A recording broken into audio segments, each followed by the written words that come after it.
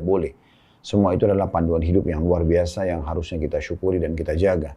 Bahkan Allah Subhanahu wa taala mengekalkan dalam Al-Qur'an agar kita menjaga semua ini sampai kita wafat. Wala tamutunna illa wa antum muslimun. Dan janganlah kalian meninggal dunia kecuali dalam keadaan Islam. Selanjutnya, teman-teman sekalian, kita melanjutkan salawat dan taslim kepada Nabi besar Muhammad sallallahu alaihi wa ala alihi wa sahbihi wasallam. Manusia yang paling pantas untuk dijadikan sebagai suri tauladan. Karena manusia terbaik ini telah berhasil dan sukses untuk mencapai semua prestasi yang diharapkan oleh manusia agar diraih. Berhasil menjadi suami terbaik atau pasangan hidup terbaik. Kemudian juga memandu para istrinya untuk menjadi istri-istri yang terbaik sehingga mendapat gelar Ummul Mukminin atau Ummahatil Mukminin. Ibunya orang-orang beriman sehingga setiap muslimah bisa menjadikan istri beliau sebagai suri tauladan juga. Kemudian berhasil menjadi anak terbaik, orang tua terbaik, sahabat terbaik, pebisnis terbaik, politikus terbaik, semuanya terbaik dan sukses. Serta kita akan banyak melihat bagaimana dalam sejarah hidup beliau yang kedepannya insya Allah kita akan bahas secara detail dengan izin Allah Subhanahu wa taala, dan semoga Allah ikhlaskan niat kita semuanya. Dan di situ kita bisa mengambil pelajaran yang sangat banyak dari kehidupan beliau dan bagaimana sempurnanya kehidupan beliau sallallahu alaihi wasallam. Dan tentunya buah tidak akan jauh dari pohonnya, sebagaimana kita tahu kalau kita jadikan beliau sebagai suri tauladan, kita pun akan sukses bersama beliau. Kita akan mengkaji sirah nabawiyah dan tentunya kajian ini sudah ada di YouTube, kami sudah angkat. Namun kajian ini kami siaran ulang atau kami akan coba memulangi lagi materi ini mungkin dengan beberapa tambahan informasi dari yang sebelumnya ataupun misal untuk mereview kembali, mengingatkan kembali kaum muslimin tentang sejarah hidup manusia terbaik yaitu baginda Nabi sallallahu alaihi wasallam. Siapa di antara kita teman-teman sekalian tidak bangga untuk mencontohi orang yang dipilih oleh Allah Subhanahu wa taala secara khusus untuk membawa dan mengemban risalah langit, memperkenalkan pada manusia tentang siapa Tuhan, dan juga mengajarkan kepada mereka apa saja yang bisa membawa kepada kebahagiaan mereka, bukan cuma di dunia, tapi juga di akhirat. Dan tentunya juga manusia yang sangat sempurna dari sisi fisiknya dan dari sisi akhlaknya. Kadang-kadang banyak di antara manusia menjadikan seseorang atau sosok figur sebagai idolanya hanya karena punya kelebihan fisik misalnya. Hanya karena tampan misalnya, hanya karena kekar misalnya, hanya karena cantik kalau wanita misalnya. Ada juga orang mungkin karena karakter, bawaan seseorang, ya, karakter dia sangat baik, mulia. Ada juga mungkin orang karena hartanya, ada juga orang karena jabatannya. Namun semua itu ada pada figur yang kita pelajari ini, atau manusia terbaik Nabi Muhammad sallallahu alaihi wasallam. Saudara beriman, dalam pembukaan kita, kita mungkin tidak akan masuk langsung ke sejarah hidup beliau, karena memang sudah menjadi satu cara dan tradisi kami dalam menjelaskan sirah nabawi ini. Kita akan coba mulai dulu dalam bahasan kita yang pertama, pendahuluan. Pendahuluan ini isinya lebih mengetahui kenapa kita harus belajar sirah nabawiyah, dan juga apa saja secara garis besar tentang sejarah kehidupan Nabi SAW. Serta juga kita tidak akan langsung masuk dalam kehidupan beliau, tapi kita akan masuk jauh sebelum kehidupan beliau, bermula daripada kehidupan kakek beliau, yaitu Nabi Ibrahim dan Nabi Ismail alaihimussalatu wassalam. Dan kita kalau belajar tentang sejarah para nabi, teman-teman sekalian, berarti kita sedang mempelajari sejarah yang real dan benar tentang kehidupan manusia. Ya.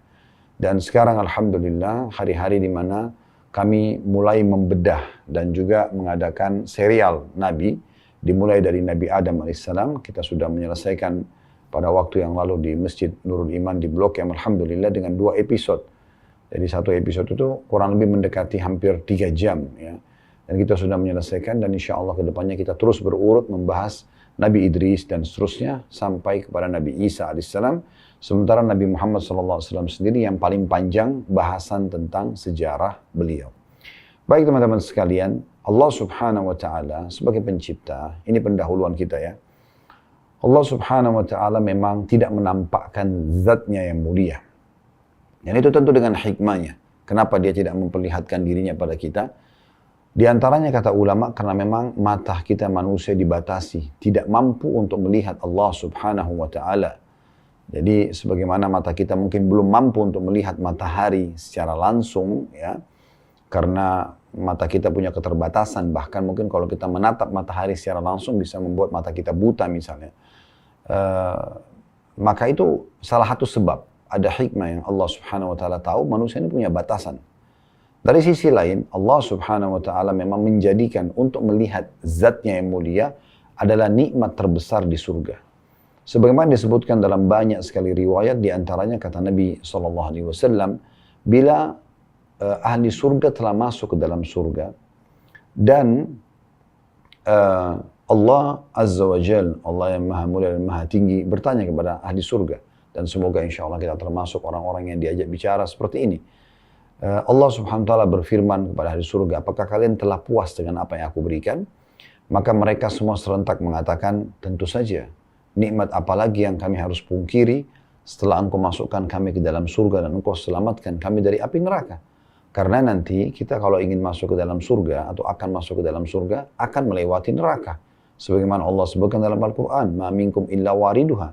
Tidak ada seorang pun dari kalian kecuali pasti melewati neraka tersebut. Ahli neraka akan jatuh ke dalam neraka dan dibakar, sementara ahli surga hanya melewatinya. Mungkin tidak asing Anda sering dengar istilah sirat, jalan, ya, yang dibentangkan oleh Allah Subhanahu wa Ta'ala, yang lebih tipis dari rambut, lebih tajam dari pedang, gelap, licin, menggelincirkan, itu dibentangkan di atas neraka. Kalau orang lolos di sana, baru kemudian dia akan sampai ke surga tentunya. Ya, ini semua orang akan melewatinya, ya. Dan teman-teman sekalian, Allah Subhanahu wa Ta'ala akan berfirman kepada mereka, ya, pada saat itu dengan dua riwayat, ya. Riwayat yang pertama Allah berfirman, riwayat kedua Allah memperlihatkan zatnya. Yaitu riwayat pertama Allah Azza wa Jalla mengatakan, hari ini aku akan ridho kepada kalian dan aku tidak akan murka kepada kalian selamanya. Artinya mulai semenjak itu Allah Azza wa Jalla akan ridho kepada ahli surga, tidak akan ada lagi hukuman yang datang kepada mereka, dan tentu ahli surga juga tidak akan melakukan pelanggaran-pelanggaran lagi. Yang kedua, ini riwayat yang ingin kita titik beratkan, yaitu Allah Azza wa Jalla mengangkat hijabnya, pembatas antara dia dengan hamba-hambanya. Situlah pertama kali ahli surga melihat zat Allah yang maha mulia, dan pada saat itu pun ya, mereka semua serentak mengatakan, ya Allah, tidak ada nikmat yang mengalahkan melihat zatmu yang mulia. Maka Allah Azza wa Jalla pun memperlihatkan zatnya yang mulia dalam sehari, ya, atau setiap harinya kepada ahli surga. Nah, ini di antara faktor Allah Azza wa Jalla tidak memperlihatkan zatnya yang mulia. Namun kita bisa merasakan keberadaannya. Tentu saja bagi teman-teman yang mungkin pernah mengikuti kajian bedah buku kami, Minhajul Muslim, tulis oleh Syekh Abu Bakar Jazair rahimahullah. Di YouTube sudah ada mendekati hampir 170 atau 180 cuplikan, ya, bedah buku, kurang lebih 1000 lembar buku tersebut. Nah, di awal-awal babnya masalah akidah itu ada 4 pasal membahas tentang keberadaan Allah Subhanahu wa Ta'ala dan bagaimana kita merasakan dan menyadari keberadaan Allah dengan adanya bukti-bukti di sekitar kita. Di antaranya teman-teman sekalian adanya alam semesta ini, adanya pergantian siang dan malam, adanya hujan yang turun dari langit, gitu kan, dan ada kadarnya. Ada waktu dia turun, ada titik di mana dia turun, dan juga tentunya ada waktu di mana dia turun. Dan ini semua menandakan ada yang mengaturnya. Tidak mungkin sesuatu, tidak mungkin air di kamar mandi Anda tiba-tiba menyala sendiri, kerannya, maksudnya jalan, tanpa ada yang menyalakan. Kita tidak bicara kalau keran tersebut rusak.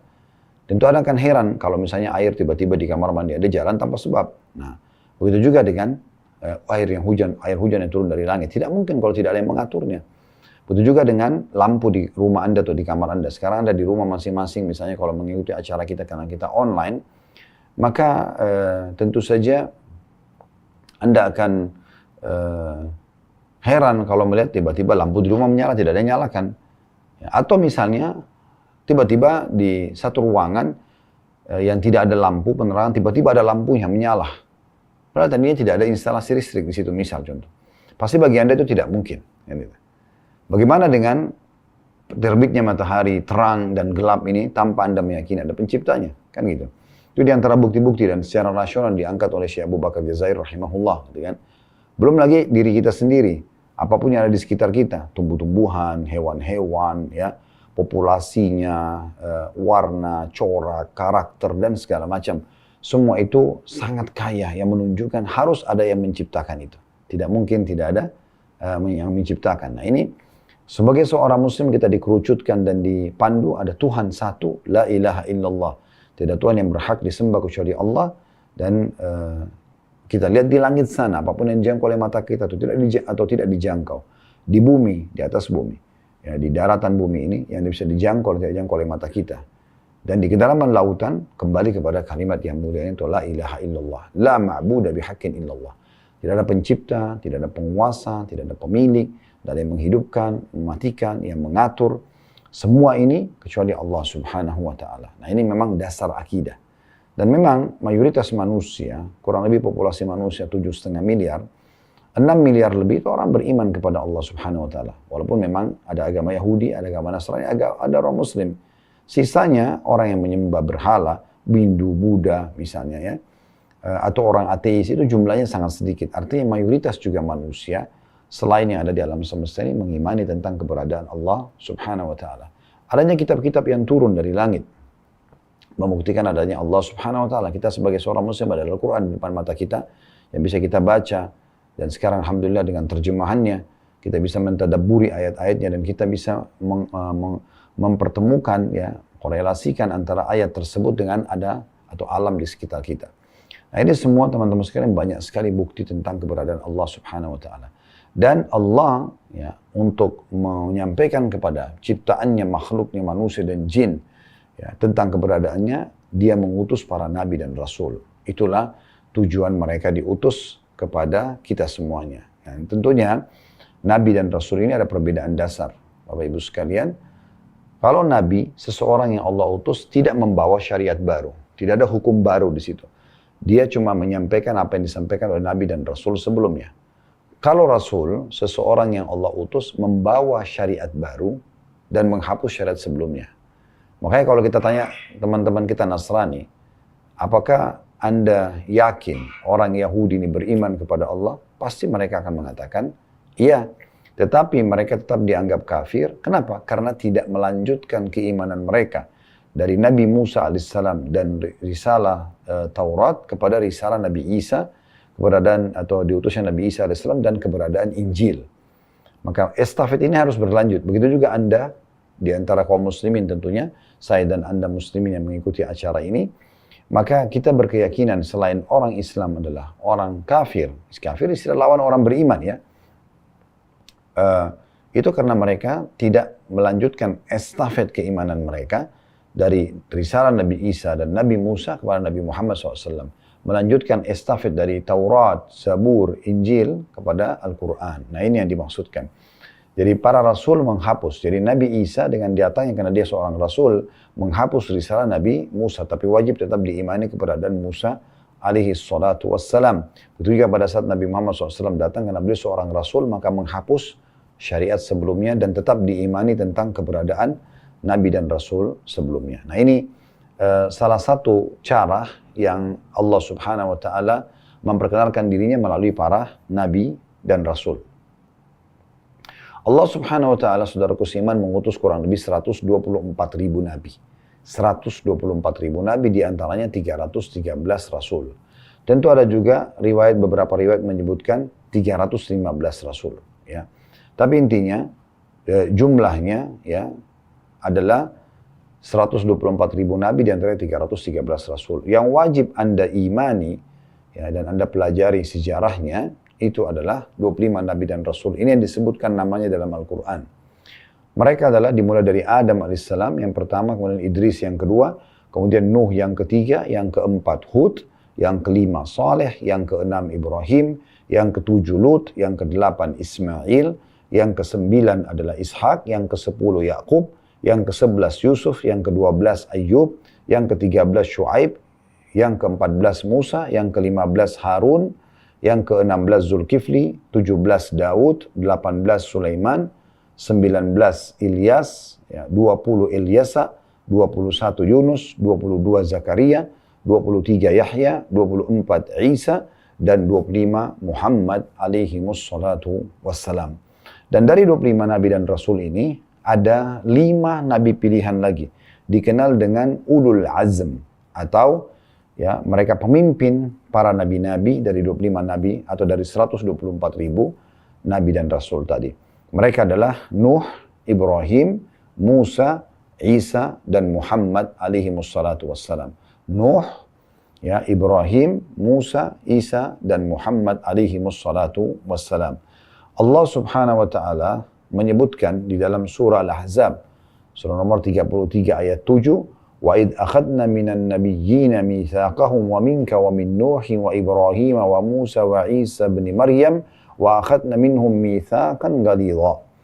Dan ingatlah ketika kami mengambil perjanjian dari nabi-nabi dan dari kamu, hai Muhammad, ini ulul azm ya. Kemudian dari Nuh, Ibrahim, Musa, dan Isa putra Maryam, dan kami telah mengambil dari mereka perjanjian yang teguh. Tentu dari 25 Nabi dan Rasul, kenapa kita sebutkan angka 25, dan ulama menjelaskan masalah itu karena memang hanya ini yang disebutkan secara langsung namanya dalam Al-Quran. Ya. Sementara yang tidak disebutkan nama-namanya cukup banyak. Karena tadi jumlahnya 124.000 Nabi. Dan Allah subhanahu wa ta'ala menyebutkan dalam surah Ghafir, surah nomor 40 ayat 78, وَلَقَدْ أَرْسَلْنَا رُسُلًا مِنْ قَبْلِكَ مِنْهُمْ مَنْ قَصَصْنَا عَلَيْكَ وَمِنْهُمْ مَنْ لَمْ نَقْصُصْ عَلَيْكَ وَمَا كَانَ لِرَسُولٍ أَنْ يَأْتِيَ بِآيَةٍ إِلَّا بِإِذْنِ اللَّهِ فَإِذَا جَاءَ أَمْرُ اللَّهِ قُضِيَ بِالْحَقِّ وَخَسِرَ هُنَالِكَ الْمُبْطِلُونَ. Yang artinya, dan sungguhnya telah kami utus beberapa orang Rasul sebelum kamu, hai Muhammad. Di antara mereka ada yang kami ceritakan kepadamu. Dan di antara mereka ada pula yang tidak kami ceritakan kepadamu. Kalau kepada Nabi Muhammad SAW saya tidak diceritakan, apalagi kepada kita. Ya. Tidak dapat bagi seorang Rasul membawa satu mukjizat, melainkan dengan seizin Allah. Maka apabila telah datang perintah Allah, diputuskanlah semua perkara dengan adil, maksudnya hari kiamat nanti, dan ketika itu rugilah orang-orang yang berpegang kepada batil. Mengerucut lagi teman-teman, saudaraku seiman, dari 5 Nabi Ulul Azm ini adalah Nabi Muhammad alaihi salatu wassalam. Ya, ini Nabi, ini pimpinan para Nabi, sudah. Bahkan pemimpin anak Adam semuanya. Di dalam hadis Bukhari, kata Nabi SAW, ya, Ana sayyidu wala Adam wala fakhr. Aku adalah pemimpin seluruh anak Adam. Tidak terkecuali dan tidak ada kesombongan di dalam hal tersebut. Allah subhanahu wa ta'ala mengutus nabi-nabi dan rasul sebelum Nabi Muhammad SAW khusus untuk kaumnya saja. Ya. Dan bisa saja satu nabi atau rasul sezaman. Ya.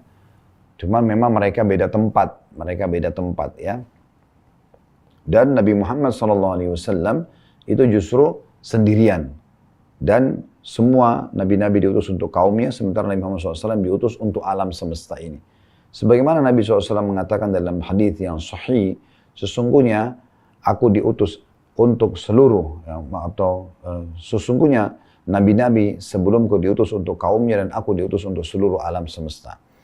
Dan tidak ada nabi yang sezaman dengan Nabi Muhammad SAW. Tapi nabi-nabi yang lain tentunya ada yang sezaman. Kita tahu, Bapak Ibu mungkin tidak asing sering membaca surah Al-Kahfi di malam Jumat, ya, atau di hari Jumat. Karena kata Nabi SAW, siapa yang membaca surah Al-Kahfi di hari Jumat, maka Allah akan menjadikan baginya cahaya antara dia sama Baitul Atiq atau Ka'bah. Ya. Intinya, surah Al-Kahfi tidak asing bagi kaum muslimin, surah nomor 18 dalam Al-Quran. Karena ini setiap pekan kita dianjurkan untuk membacanya. Nah, di situ ada kisah tentang Nabi Musa alaihissalam dengan nabi lain namanya Khidir. Walaupun Khidir ini tidak disebutkan namanya dalam Al-Quran dan tidak masuk dalam hitungan yang 25 karena Al-Quran tidak menyebutkan namanya, namun pernah disebutkan di dalam hadis-hadis yang sahih dari Nabi SAW. Tapi di masa Nabi Musa ada yang sezaman dengan beliau, saudaranya sendiri Nabi Harun, bahkan satu lokasi dakwah, satu titik dakwah juga, satu kaum yang didakwakan itu Bani Israel. Namun ada Nabi lain, Nabi Khidir hidup di wilayah yang berbeda. Kita tahu sebelumnya ada Nabi Ibrahim alaihissalam dengan ponakannya Nabi Lut. Nabi Ibrahim lokasi dakwanya 3. Babilonia di Irak, kemudian Palestina di negeri Syam, dan Mekah. Ya. Sementara Nabi Lut cuma satu titik saja, yaitu Jordania sekarang, yang ada Laut Mati. Makanya kalau Anda cek di Google tentang lokasi ya kaum Lut, maka diarahkan kepada Laut Mati yang ada di wilayah Jordania, atau perbatasan Jordan sama Palestina. Padahal sebenarnya Nabi Ibrahim lokasi dakwanya Palestina, seberangnya itu hanya dipisahkan dengan Laut Mati, atau ada juga sebagian dipisahkan dengan lembah saja padang pasir. Maka jadi ada sebagian Laut Mati, sebagian lembah padang pasir. Di wilayah sebelahnya Nabi Ibrahim di Palestina, di sebelahnya Jordan itu Nabi Lut alaihissalam. Ya. Jadi mereka zaman. Di zaman Nabi Isa alaihissalam juga ada paman beliau Nabi Zakaria, dan juga sepupu beliau Nabi Yahya. Nah ini berarti mereka sezaman. Tapi Nabi Muhammad SAW diutus ya sendiri beliau itu untuk seluruh alam semesta. Sebagaimana Allah sebutkan dalam Al-Quran, wa ma arsalnaka illa rahmatan lil alamin. Kami enggak utus kaum Muhammad kecuali untuk ya menjadi petunjuk untuk seluruh alam semesta ini ya. Dan juga tentunya tidak ada nabi yang sezaman dengan beliau, karena antara Nabi Muhammad SAW dengan nabi-nabi sebelum beliau, nabi terakhir sebelum itu Nabi Isa AS, jaraknya itu 600 tahun. Jaraknya 600 tahun. Baik teman-teman sekalian, lebih dalam lagi kita membahas tentang masalah ini. Jadi kita akan mempelajari tentang figur manusia terbaik, pemimpin para anak Adam, gitu kan. Juga tentunya beliau adalah penutup Nabi dan Rasul, tidak lagi utusan setelah beliau. Dan semua lini kehidupannya diisi dengan kesempurnaan hidup. Bermula kita akan coba singgung misalnya dari sisi khalq dan khuluq. Khalq artinya ciptaan. Ya. Disebutkan bahwasanya Nabi Muhammad SAW memiliki kesempurnaan fisik. Sebagaimana disebutkan dalam hadis Bukhari, kalau Nabi SAW itu berkulit putih bersih. Dan saking putihnya sampai pipinya kemerah-merahan. Sallallahu Alaihi Wasallam. Rambutnya hitam berombak, tidak keriting, tidak juga lurus sekali. Kelopak mata dan bola matanya besar. Ya. Dan yang warna hitam-hitam pekat, yang putih-putih bersih. Bulu matanya lebat, ya. Dan beliau juga memiliki alis yang sangat tebal, berbentuk seperti busur panah. Beliau memiliki pundak yang lebar, dada yang bidang, ya. Dalam beberapa riwayat disebutkan, perut beliau tersusun seperti batu yang keras, ya. Dan beliau memiliki, atau di tubuh beliau dipenuhi dengan bulu, jenggot beliau kasif. Kasif itu panjang sampai ke dada beliau, sallallahu alaihi wasallam. Dan daerah tangan, ya, daerah betis, itu dada semuanya ya dipenuhi dengan bulu. Dan sebagian ada yang mengatakan kalau Nabi Yusuf alaihissalam diberikan oleh Allah subhanahu wa ta'ala setengah ketampanan dunia, maka Nabi SAW lebih tampan lagi dari itu. Karena beliau lebih sempurna tentunya dari Nabi Yusuf alaihimussalatu wassalam. Sementara dari sisi akhlak, kita tahu dalam surah Al-Qalam, surah nomor 68 ayat 4, Allah subhanahu wa ta'ala memuji tentang karakter dan akhlaknya Nabi Muhammad sallallahu alaihi wasallam. Sebagaimana Allah mengatakan di surah Al-Qalam surah nomor 68 ayat 4, wa innaka la'ala khuluqin azim. Sungguhnya kau Muhammad memiliki akhlak yang sangat mulia. Dan Aisyah radhiyallahu anha waktu ditanya dalam riwayat Muslim, bagaimana akhlak Nabi SAW? Kaifa kana khuluqun Nabi sallallahu alaihi wasallam? Maka kata Aisyah, kana khuluquhul Qur'an. Karena sulitnya Aisyah menggambarkan bagaimana mulianya akhlaknya Nabi SAW. Beliau cuma mengatakan, akhlaknya Nabi SAW adalah seperti Al-Quran. Bagaimana sempurnanya Al-Quran, begitulah akhlak Nabi SAW. Beliau orang yang sangat penyayang, orang yang sangat penyabar. Dalam hidup beliau, beliau hanya marah Bapak Ibu sekalian kalau betul-betul hukum Allah dilanggar. Selain daripada itu, maka beliau tidak marah. Gitu ya. Makanya pada saat beliau meninggal dunia ditemukan hanya antara 13 sampai 17 saja uban beliau. Sisanya semua masih hitam ya, karena biasanya ya, orang yang ubanan ini mungkin terlalu banyak permasalahan yang dihadapi dan stres dia. Tidak dengan sabar dia melaluinya ya, atau dia emosional, maka ini akan berpengaruh ya, akan terjadi penuaan dini. Nabi SAW orang yang luar biasa sampai digambarkan oleh sahabat bernama Anas ibn Malik. Anas ibn Malik ini teman-teman sekalian dalam riwayat Bukhari ya, beliau adalah anaknya Ummu Sulaim. Ummu Sulaim ini seorang wanita yang sangat salihah. Julukannya ibunya ini namanya julukannya Rumaisa atau Gumaisa. Dan ada hadis yang menjelaskan beliau termasuk wanita yang dijamin masuk surga oleh Nabi SAW.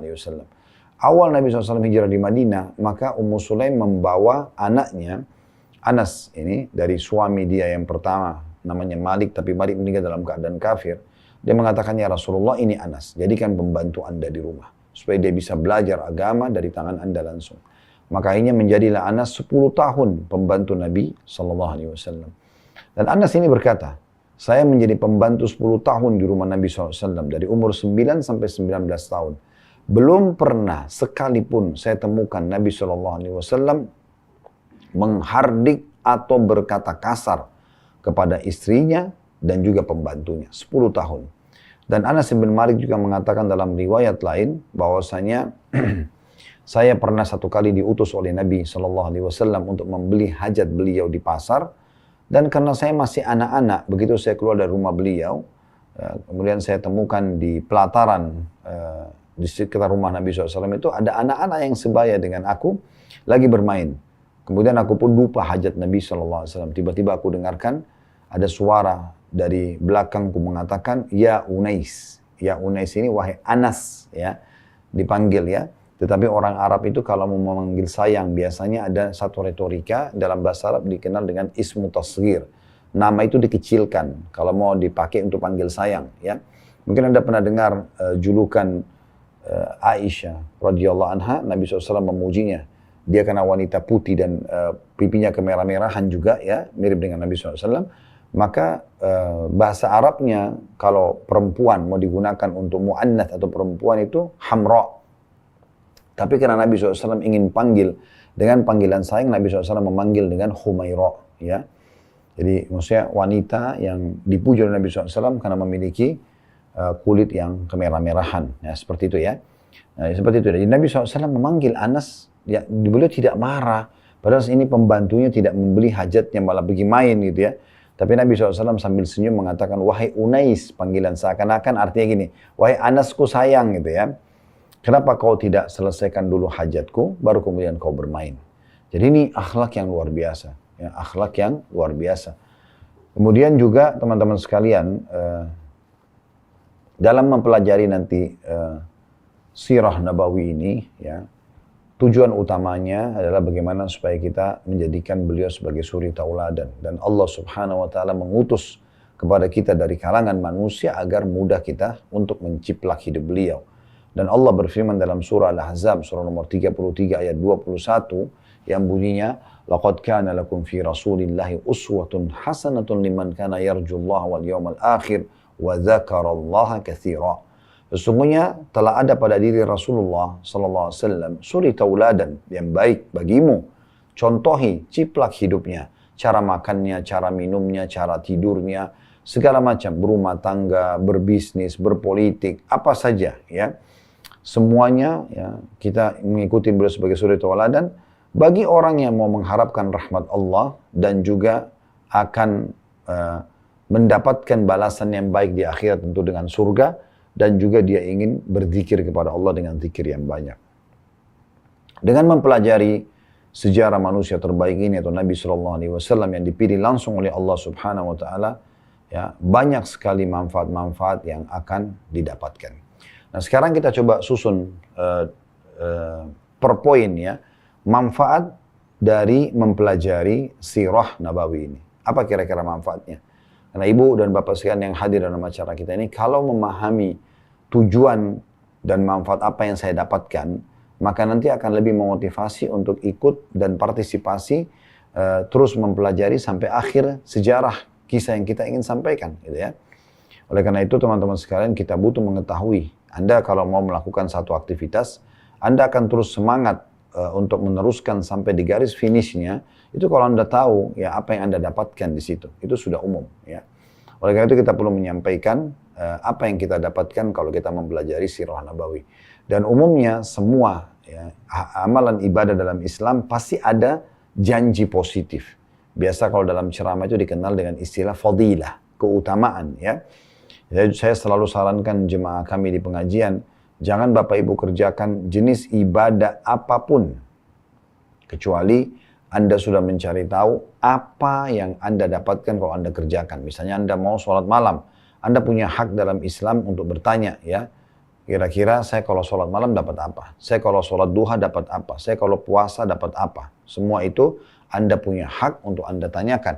Karena memang Allah Subhanahu wa Ta'ala menjanjikan di semua jenis ibadah itu, semuanya ya dijanjikan hal-hal yang merupakan balasan ya kepada kita yang pasti kita akan dapatkan. Karena Allah berfirman tentang dirinya, innallaha la yukhliful mi'ad. Allah tidak akan pungkiri janji-janjinya.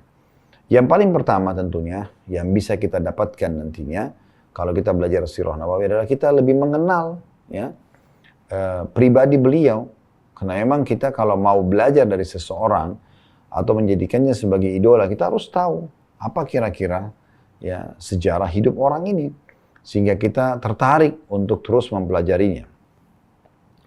Bagaimana kita akan mempelajari lebih dalam nanti di awal sekali pernikahan ayahnya Abdullah dengan ibunya Aminah, dan baru saja 6 bulan berjalan pernikahan dan Aminah hamil, maka meninggallah Abdullah. Kemudian Aminah pun berjalan sendiri sampai melahirkan Nabi SAW. Dan bagaimana prosesi melahirkannya Aminah, kejadian-kejadian besar apa yang terjadi pada saat melahirkan Nabi Muhammad SAW. Karena banyak sekali kejadian yang unik pada saat itu ya. Nanti akan kita paparkan panjang lebar dalam kajian kita tentunya. Tentang masalah Nabi SAW lahir dalam kondisi sudah terkhitan. Nabi SAW lahir tentunya dengan sangat muda sehingga Aminah tidak merasakan sakit. Kemudian Nabi SAW juga lahir itu menengadahkan wajahnya ke langit seakan-akan berdoa. Ya, Nabi SAW juga lahir dalam kondisi tali pusarnya sudah tidak ada ya. Dan banyak sekali kejadian-kejadian di masa hidup Nabi atau di masa kelahiran Nabi SAW yang akan kita lihat nanti. Dan setelah beliau lahir, bagaimana prosesi beliau akhirnya disusui oleh Halimah Sa'diyah. Karena tradisi pada masa itu orang-orang di Mekah, mereka suka anak-anak atau bayi mereka disusuin oleh wanita-wanita Badui dari padang pasir, karena wanita-wanita ini memiliki fisik yang sehat. Dan berarti secara otomatis asinya pun itu berkualitas gitu ya. Setelah itu nanti akan kita sebutkan di antara hikmah-hikmah kenapa orang-orang Arab itu berharap anak-anaknya dibawa ke padang pasir oleh wanita-wanita Badui, yang kemudian wanita-wanita ini menyusui anak-anak mereka. Ya. Selain fisik mereka kuat, juga untuk mempelajari kemurnian bahasa Arab atau dikenal dengan bahasa Fusha. Nanti insya Allah akan kita paparkan itu. Setelah dia Nabi SAW tumbuh besar sampai 2 tahun, disusui oleh Halimah, dan ternyata itu mendatangkan keberkahan yang sangat banyak. Halimah yang tadinya miskin menjadi kaya raya. Dan itu juga akan ada penyampaian tentang kisah bagaimana uniknya ya Halimah bisa menjadi kaya. Kemudian juga bagaimana prosesi pembelahan dadah Nabi SAW, orang lebih di umur 6 tahun ya, oleh 2 malaikat yang mengeluarkan bongkahan berwarna hitam dari dada Nabi SAW, dikenal dengan pembelahan dada. Kemudian lalu Halimah pun mengembalikan Nabi SAW kepada ibunya Aminah, dan setelah diterima, Aminah sempat membawa Nabi SAW menuju ke Madinah untuk bertemu dengan keluarga ibunya yang dikenal dengan suku Najjar di Madinah. Setelah kembali silaturahim dengan keluarga ke wilayah Mekah, tepatnya di satu wilayah namanya Rabwah, disitulah meninggal ibu Nabi SAW. Jadi dalam umur 6 tahun Nabi SAW sudah yatim piatu, ayah dan ibunya sudah meninggal. Kemudian setelah itu dari umur 6 tahun sampai 8 tahun tumbuh besar di tangan kakeknya Abdul Muttalib. Dan disinilah Nabi SAW belajar tentang kepemimpinan. Karena hampir setiap hari Abdul Muttalib duduk di majelisnya sebagai pemimpin Mekah. Dan nanti akan kita paparkan juga tentunya rahasia kenapa bisa Abdul Muttalib menjadi pemimpin atau raja Mekah ya sebelum lahirnya Nabi Muhammad SAW.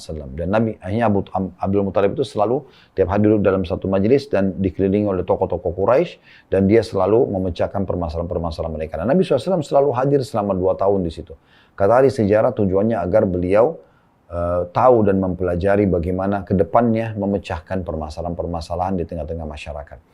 Kemudian setelah 8 tahun kakeknya Abdul Muttalib meninggal dunia, Dan nanti juga akan kita ceritakan tentang Abdul Muttalib ini, siapa sebenarnya namanya, kenapa namanya Abdul Muttalib. Ada cerita sendiri tentunya yang akan kita paparkan nanti insya Allah. Kemudian setelah itu, dari umur 8 tahun sampai umur 25 tahun beliau tinggal bersama pamannya Abu Talib. Dan kebetulan Abu Talib ini karena orang miskin dan memiliki anak yang banyak, maka di umur 8 tahun itulah mulai Nabi SAW bekerja sebagai pengembala kambing, yang pada masa itu profesi mengembala kambing adalah profesi yang sangat baik, sangat mulia gitu ya. Profesi yang sangat baik dan sangat mulia karena memang profesi ini ya, pada waktu itu di Mekah sangat terkenal gitu ya, dan mendatangkan income. Orang-orang rata-rata rumah-rumah masyarakat waktu itu punya gembalaan domba dan mereka butuh orang yang amanah yang akan menjaga domba-domba mereka dari serangan serigala dan yang lainnya gitu ya. Hewan-hewan, dan juga diberikan makan yang cukup sehingga gembalaan tersebut berkembang biak. Dan pada saat itu Nabi SAW mengembala domba, ya, mengembala domba. Dan akhirnya beliau punya income dan dari situlah beliau membantu pamannya yang dalam kondisi miskin. Terus saja berjalan, Nabi SAW sudah punya income pada saat itu dari 8 sampai umur 21 tahun. Sebagian riwayat menyebutkan sampai umur 25 tahun. Ya. Yang jelas Nabi SAW mengatakan dalam hadis Bukhari, tidak ada seorang Nabi pun kecuali pasti mengembala domba. Dari umur 21 tahun sampai umur 40 tahun di masa kenabian, kurang lebih 19 tahun. Kalau tadi mengembala kambing sekitar 13 tahun. Dari umur 8 sampai 21, sekitar 13 tahun. Kalau kita ambil riwayat yang lain, dari umur 8 sampai 25 tahun, itu berarti tentunya lebih dari 13 tahun ya. Berarti beliau sekitar, berarti 14 tahun kalau 22, 15 tahun kalau 23, kemudian 16 tahun, berarti sekitar 17 tahunan beliau menjadi pengembala domba. Tapi kalau kita pegangi, dan ini yang sering saya pegangi riwayatnya, itu dari umur sampai umur 21 tahun. Nah 21 sampai umur 40 tahun ini berarti 19 tahun. Ini yang jarang ditangkap oleh atau dipelajari oleh kaum muslimin, bagaimana beliau justru terjun ke bisnis ya, selama 19 tahun. Nabi SAW kemudian jadi pengusaha, dan pengusahanya unik gitu ya. Nanti akan kita paparkan panjang lebar bagaimana beliau mulai usahanya, sampai akhirnya di umur 25 tahun beliau menikah dengan Khadijah. Dan bagaimana awal kisah pernikahannya dengan wanita mulia Khadijah yang merupakan wanita terkaya di Mekah pada masa itu.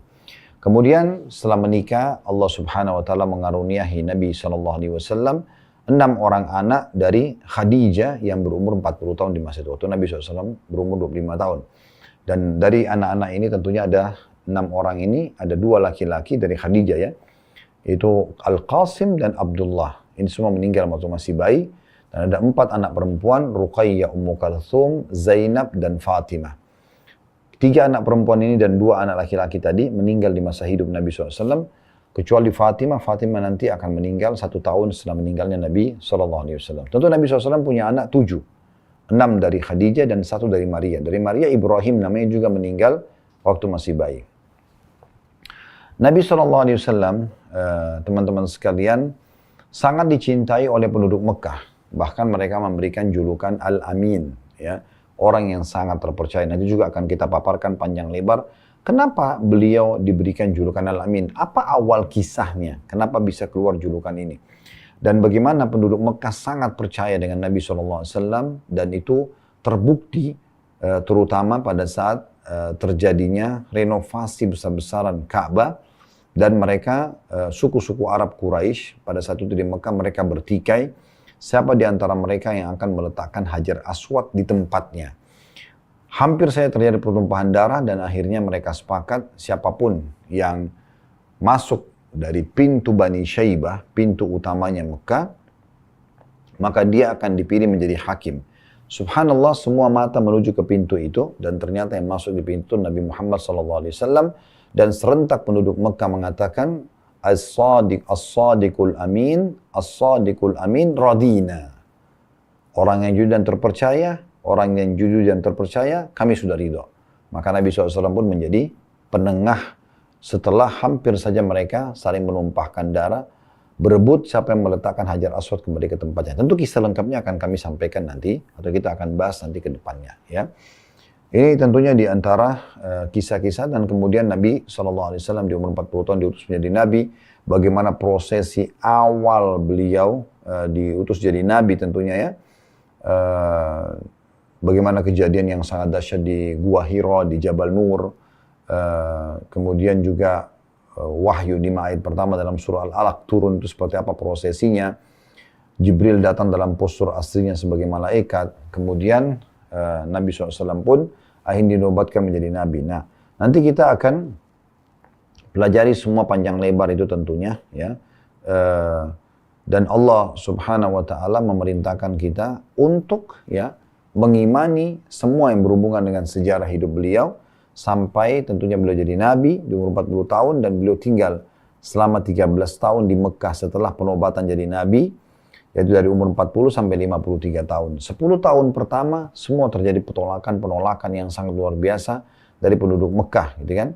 Dan kita akan ceritakan panjang lebar siapa saja yang menjadi penolak dakwah Nabi SAW, siapa saja yang beriman di saat itu, bagaimana gejolak yang terjadi di kota Mekah ya pada masa 10 tahun itu. Dan karena Nabi SAW setelah 10 tahun melihat sepertinya tidak ada hasil dari mendakwahi orang-orang Quraisy. Karena dari 10 tahun berdakwah itu yang beriman di Mekah itu hanya 153 orang.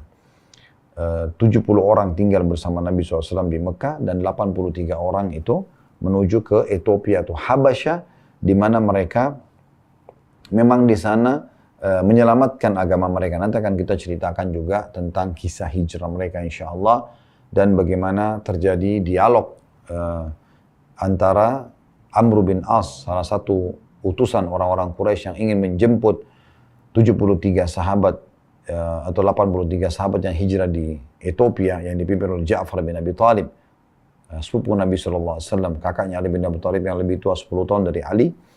Dan bagaimana dialog ini menjadi penyebab masuk Islamnya raja yang sangat kuat pada masa itu, yaitu Najasyi, yang sahabat bernaung di bawah kerajaannya di Ethiopia.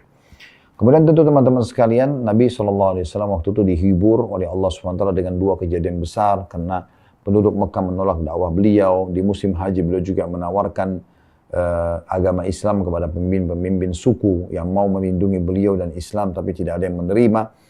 Maka Allah SWT menghibur dengan dua kejadian besar, yaitu masuk Islamnya jin Nusaybin. Nanti akan kita paparkan panjang lebar bagaimana prosesi masuk Islamnya jin Nusaybin, riwayat yang menceritakan tentang jin-jin ini yang datang, kemudian mendengarkan ayat Al-Quran dan mereka beriman. Dan yang kedua kejadian Isra dan Mi'raj, ini di tahun ke-11 dari masa kenabian. Terus saja terjadi kejadian-kejadian yang luar biasa, yang spektakuler dalam hidup beliau setelah tentunya Isra Mi'raj, ya ini kejadian yang sangat besar, sampai akhirnya tibalah masa hijrah ke kota Madinah setelah 13 tahun berdakwah di Mekah.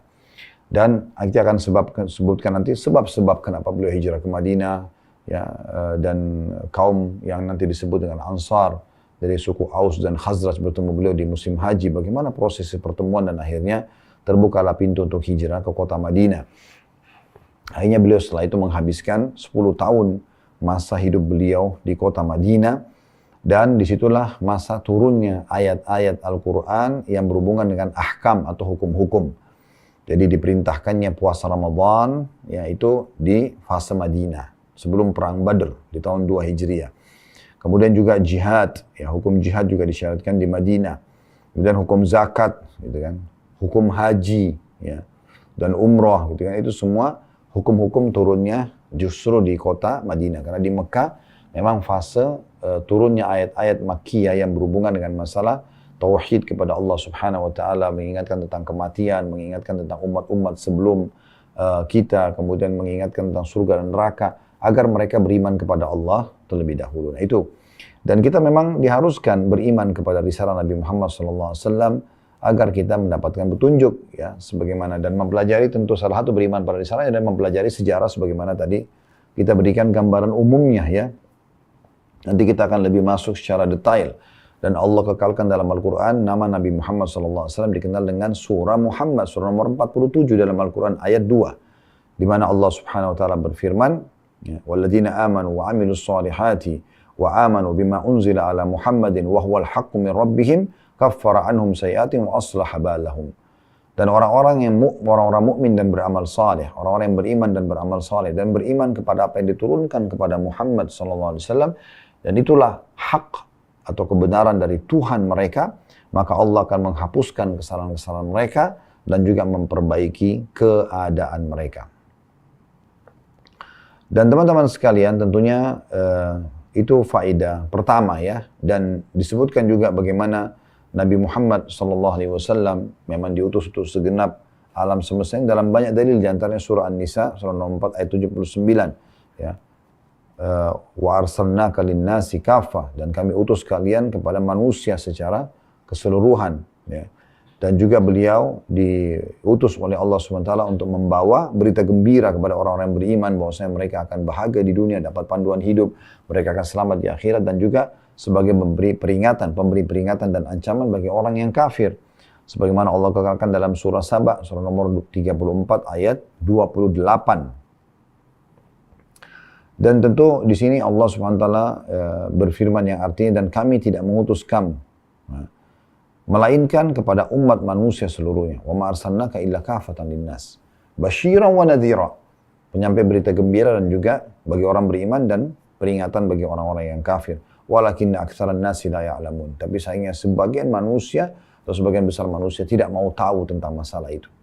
Makanya saya sangat merespon pada saat memang ada permintaan untuk kita mengkaji tentang sejarah hidup beliau ini, karena memang banyak manusia yang tidak mau tahu tentang masalah ini. Ya, bagi mereka apa sih? Untuk apa tahu sejarah gitu kan?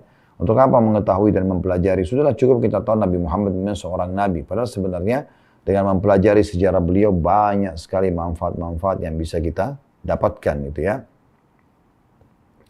Kemudian selanjutnya faedah daripada mempelajari sirah nabawiyah ya. Yang kedua, ini akan mengenalkan kita lebih dekat lagi ya kepada Allah Subhanahu wa taala.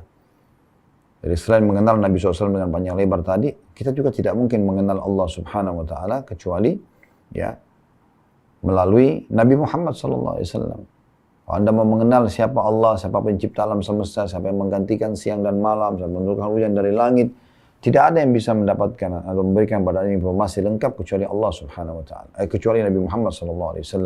Dan Allah menyampaikan melalui beliau. Jadi kita bisa mengenal Allah melalui Nabi Muhammad SAW.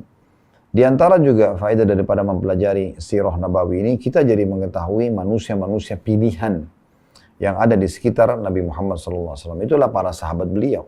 Ya, kita bisa menjadikan suri tauladan. Ada Abu Bakar, ada Umar, ada Utsman, ada Ali. Semua itu nanti kita bisa pelajari melalui sirah nabawi. Kita jadi tahu, oh ternyata masuk Islamnya Abu Bakar itu begini, masuk Islamnya Umar itu begini. Ya, cerita Utsman, Ali, Talha, Zubair, ya Abu Darda, Abu Ubaidah, Abdurrahman bin Auf dan seterusnya.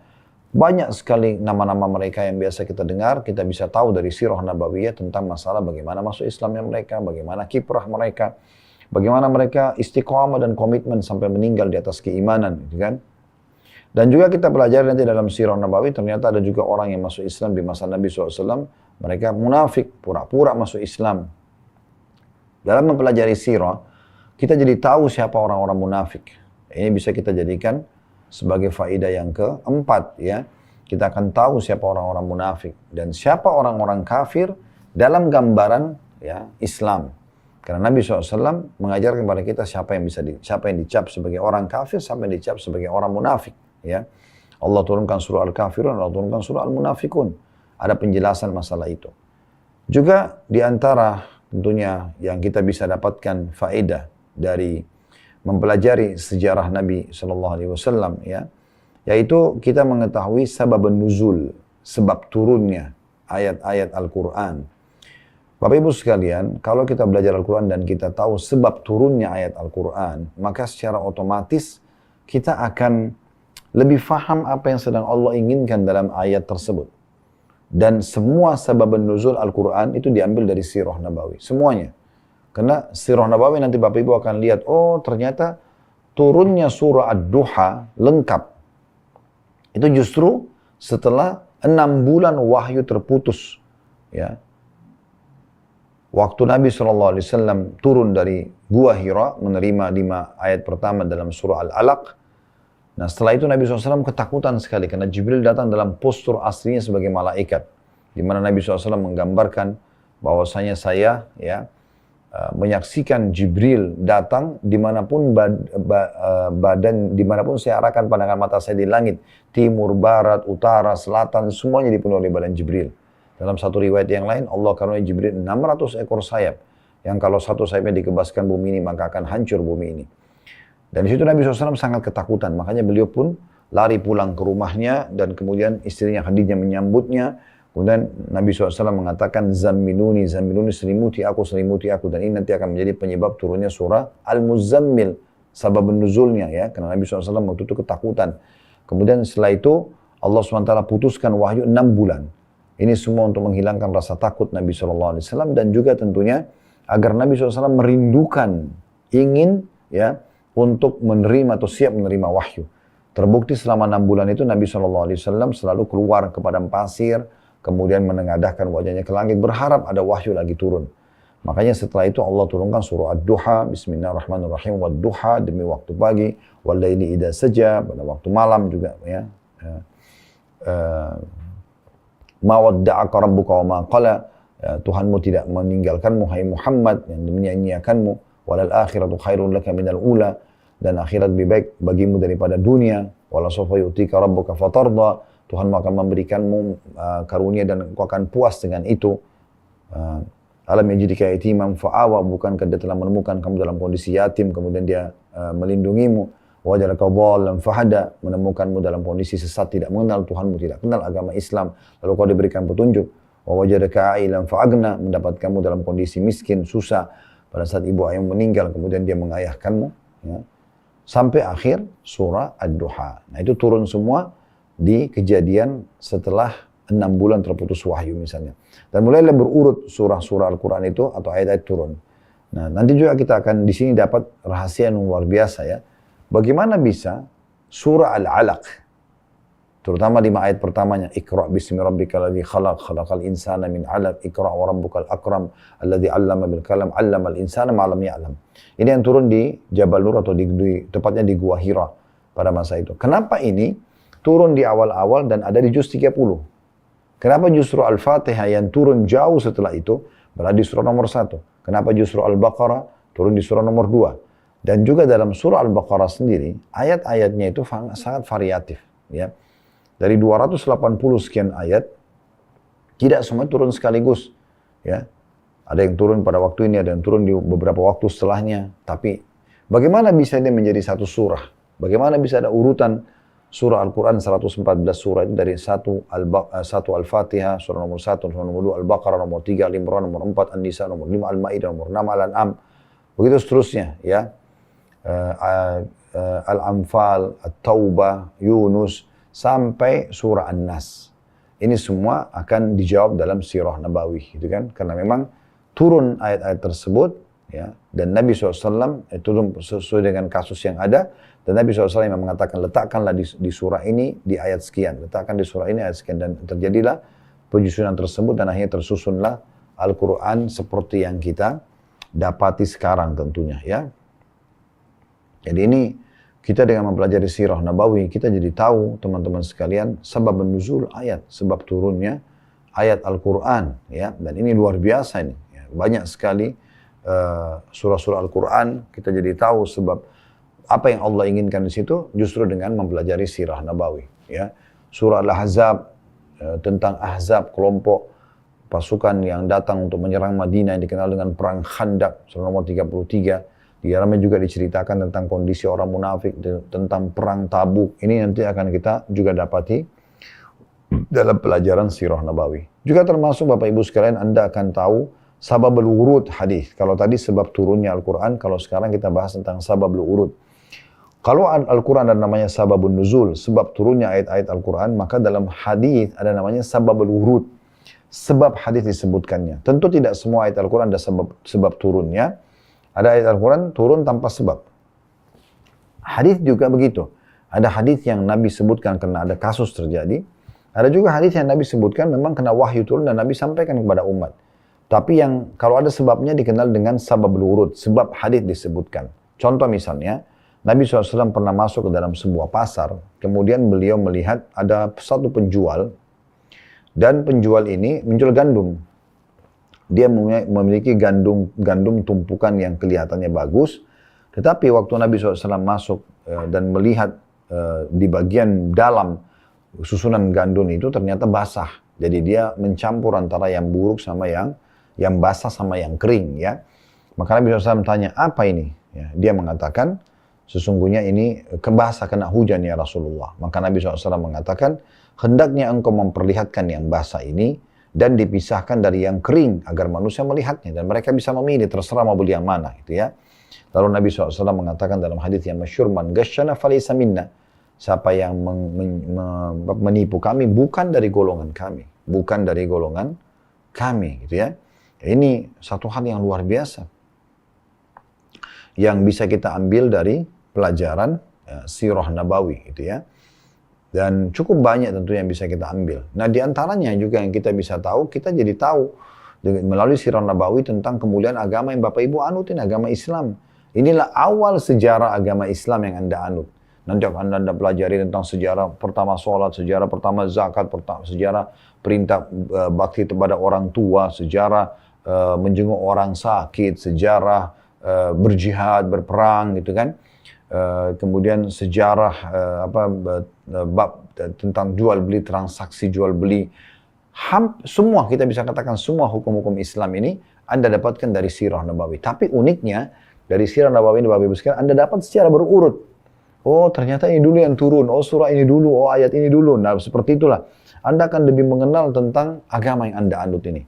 Dari awal sejarahnya sampai akhirnya, teman-teman sekalian, kita akan masuk ke satu ranah di mana, oh, kita akan mengatakan ternyata ini loh kesempurnaan agama Islam itu. Jadi Anda lebih yakin lagi tentang kebenaran Islam sebagaimana Allah berfirman, Inna dina indallahil Islam. Agama sisi Allah adalah agama Islam, gitu kan. Dan Allah mengatakan dalam ayat yang lain, wa may yabtaghi ghairal islami dinan falan yuqbala min wa huwa fil akhirati minal khasirin. Siapa yang coba-coba pilih selain agama Islam sebagai agamanya, maka tidak akan diterima dari dan dia termasuk di akhirat orang-orang yang rugi. Kenapa Anda harus percaya diri menganggap agama yang Anda anut ini benar dan Anda akhirnya mau mendakwakannya kepada orang lain? Sekarang banyak umat Islam tidak mau mendakwakan agama Islam karena mereka pikir benar nggak sih agama saya ini? Nah, sirah nabawi akan memberikan jawaban kepada Anda kalau agama yang Anda anutin adalah agama yang benar. Inilah awal sejarah agama itu sendiri dan sampai nanti akhir ayat dan hukum yang turun, akhirnya Allah turunkan surah Al-Maidah, surah nomor 5 ayat 3, potongan ayatnya, Al-yawma akmaltu lakum dinakum. Hari ini aku sempurnakan agama kalian. Ya. Wa atmamtu alaikum ni'mati, dan aku sempurnakan agama nikmatku pada kalian, kata Allah. Melalui Islam ini sudah cukup semua. Kalian tidak butuh agama lain. Wa raditu lakumul Islam, dan aku ridha Islam sebagai agama kalian. Maka dengan itu tanda-tanda wafatnya Nabi Muhammad SAW dan beliau akhirnya meninggal setelah agama ini disempurnakan atau tersempurnakan dengan beliau menyampaikan semua amanah agama yang ada di pundak beliau kepada umat manusia. Dan tentu setelah itu estafetnya berjalan dilanjutkan oleh para sahabatnya. Dan Alhamdulillah di playlist YouTube kami sudah ada serial sahabat lebih dari 40, mendekati 50 serial sahabat ya. Bagi Bapak Ibu yang belum tahu, kami ada kajian setiap sebulan sekali juga, itu Sabtu kedua di Blok M Square, di setiap pekan kedua, Sabtu kedua ya. Jam habis duhur sampai asar. Kita selang-selingkan ya. Sebulan ini misalnya kita bahas sejarah Nabi, bulan depan kita akan bahas sejarah sahabat. Karena bulan lalu kita sempat bahas pekan kedua tentang sejarah Nabi Adam AS. Kita mulai dengan Nabi yang pertama, nanti akan menyusul Nabi Idris dan seterusnya berurut sampai Nabi Isa AS. Sementara Nabi Muhammad SAW sudah ada tentu sejarah yang kita sudah bahas. Dan kemudian bulan depannya kita akan bahas lagi di pekan kedua serial sahabat. Dan insya Allah nanti pekan kedua di bulan Februari ini kita akan bahas sahabat Suraqah bin Malik radhiyallahu anhu. Nah, seperti itu kurang lebih. Nah, ini gambaran teman-teman sekalian tentang muqaddimah sirah nabawiyah. Dan insya Allah ke depannya kita akan mulai masuk lebih dalam ke masalah sejarah air Zam-Zam dan juga kota Mekah, bagaimana awal mulanya terbentuk komunitas penduduk Mekah, dari mana sejarahnya, kemudian dari mana adanya air yang akhirnya membuat air tersebut ya, menjadi sumber kehidupan masyarakat di masa itu, dan sampai sekarang kita masih menikmati air Zam-Zam ini, dan akhirnya dijadikan sebagai ibadah pun dalam meminumnya, dan kita bisa berdoa apa yang kita inginkan. Itu semua panjang lebar sejarahnya akan kita sampaikan pada pertemuan akan datang insya Allah. Semoga Allah ikhlaskan niat kita semuanya, teman-teman sekalian, dan Allah memberikan manfaat yang besar dari apa yang akan kita pelajari, dan semoga Allah mudahkan dan berikan kita kesempatan dan kekuatan untuk menyelesaikan kajian sirah nabawi kita sampai wafatnya Nabi Muhammad SAW nanti, sebagaimana tadi sudah kita berikan rincian secara global tentang manfaat belajar sirah nabawi itu. Kalau benar dari Allah, silakan diambil dan diamalkan. Kalau dari saya salah, mohon dimaafkan dan saya beristighfar kepada Allah. Subhanakallahumma bihamdika, asyhadu an la ilaha illa anta astaghfiruka wa atubu